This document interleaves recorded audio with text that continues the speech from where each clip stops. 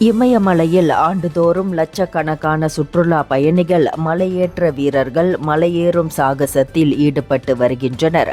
இந்நிலையில் நேபாளத்தின் டொலஹா மாவட்டத்திலிருந்து நேற்று உள்நாடு வெளிநாடுகளைச் சேர்ந்த மலையேற்ற வீரர்கள் 15 பேர் இமயமலையில் ஏறியுள்ளனர். மலையில் 5630 மீட்டர் உயரத்தில் உள்ள யாலோங்ரி சிகரத்தில் அமைக்கப்பட்டிருந்த முகாமில் மலையேற்ற வீரர்கள் தங்கியிருந்தனர். அப்போது அந்த முகாமில் பனிச்சரிவு ஏற்பட்டது. இதில் மலையேற்ற வீரர்கள் பனிச்சரிவில் சிக்கிக் கொண்டனர். இந்த சம்பவத்தில் 7 பேர் உயிரிழந்தனர். மேலும் 4 பேர் பனிச்சரிவில் சிக்கி மாயமாகினர்.